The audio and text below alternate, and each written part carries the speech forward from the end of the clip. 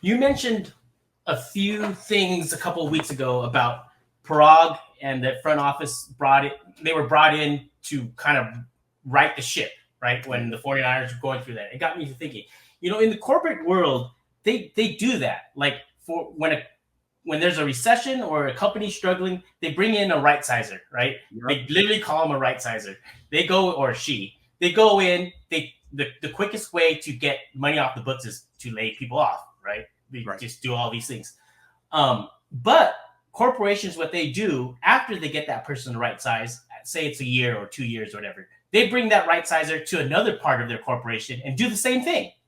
But to the corporation or to the company that they just right sized, they then bring a person after that is the guy that the idea guy, the guy that's going to grab market share.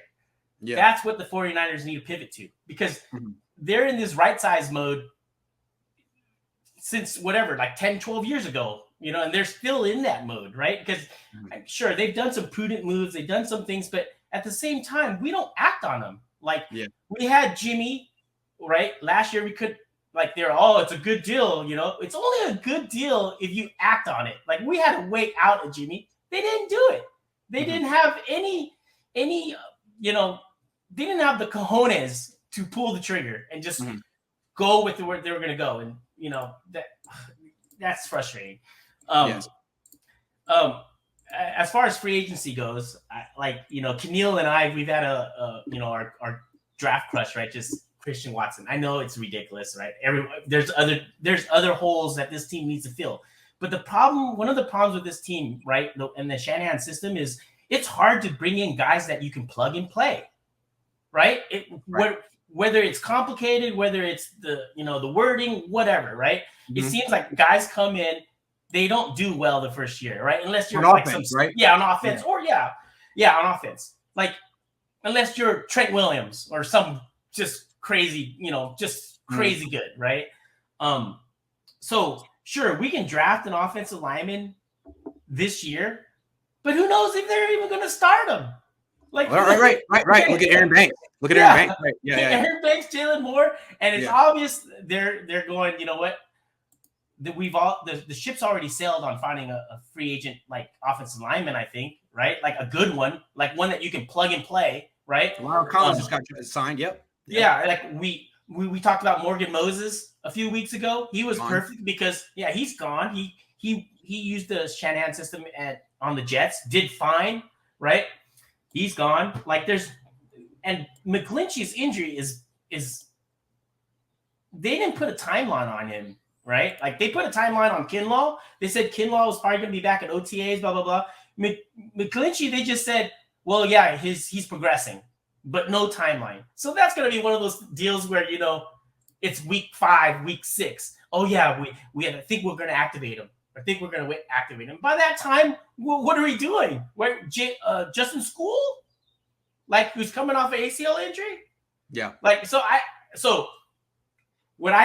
you want to go crazy, of course, this will never happen. But if you wanted to go crazy and get Christian Watson, right, you trade George Kittle to, like, say, the Eagles, right, for pick 15, right? Then you trade down pick 15 and get somewhere in the late 20s.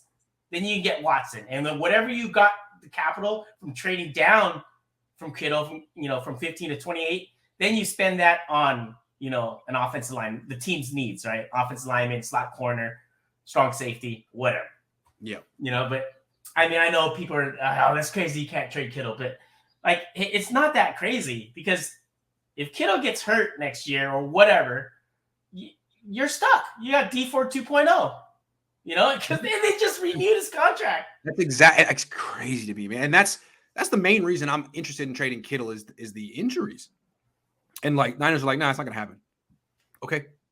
You guys have had the worst injury luck in the league of any team. You had one good year with injuries, and you're like, that's behind us. Like, okay, all right, yo, good luck. Yeah, and another thing is all the people that think, oh, hey, you know what? We want Jimmy to compete with Lance, right? Like, you don't want that. I mean, you want competition. I get it. But if what you're bringing in is roster politics. Competition is someone who's not beloved in the locker room. Yeah, you bring in exactly. competition. That's Tyrod Taylor. That's not this. This is roster politics galore. People already have their allegiances. It's already been decided. Right. Yeah. You can't do this. It's like there's no way. I've made this discussion a few times. When you work with a guy, when you go to war with a person, or you're in a corporate setting or whatever, and you have a high pressure deadline project. When you work with these guys and you get the job done, you don't think about the other dude's deficiencies. You don't think about that. You think about, hey, you know what? I got through this. You're my guy. Like, you're not a new person. Any person who says the Niners need to bring Jimmy Garoppolo back for competition is a Jimmy Garoppolo fan who knows that Jimmy Garoppolo will win the competition by default because he has all the support in the locker room, and they're just waiting to say, oh, well, if Trey Lance couldn't beat him out, then he must be terrible. That's what they want. Yeah, and see, the thing is, and I don't know, like, maybe Jed York, like, they just love Jimmy. Like, maybe that's one of the things that we're not seeing here, that they just love Jimmy. Like, whatever the reason is, I don't know, but they don't love Jimmy. They're committed to trading something for Jimmy. And so they can't name Trey Lance the starter until they move Jimmy, because that means that you're trading a backup quarterback instead of a starting quarterback. They're committed to this trade. I understand that. But at this point, why is there any posturing still?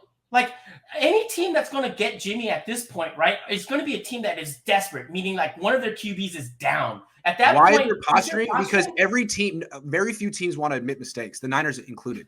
And so what they're doing right now is acting like they didn't mess up. This is the safe face. We didn't mess up. Face. Yeah. Even if we keep them another year, we get a comp pick next year, so we didn't mess up. That's what they're doing. And see, then that's the thing that's cancer, because that means that you care more about your face than the organization. Yes. Than the brand. What's happening. That's why I feel that this venting session is necessary. You know, that's what's happening right now. You know, in Japan, what they would do, right? They would seppuku. Like, you know what I'm saying? In Japan, like, you know, back in the old days, they would just be like, hey, I dishonored my only way is to... Got it. Yes. Yeah. Got it. Yes. So I'm with you on that. I feel like the Niners, like, to use another sword metaphor, someone needs to fall on their sword here.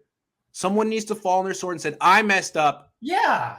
This was my fault. Let's move on. We're taking the L. We're losing the battle so we can win the war. All those cliches. Someone needs to do that, but no one's going to do it. Fans will respect it. No one's going to do it. Like, real fans will respect it. Everyone's human. You make mistakes. You admit it, and you move freaking on. You saw those quotes I put on Twitter from Bill Walsh, right? Yeah, I love that one. Admitting mistakes. Yep. Don't letting your arrogance get in the way, because if you don't admit a small mistake now, it becomes a bigger mistake. The mistake compounds itself.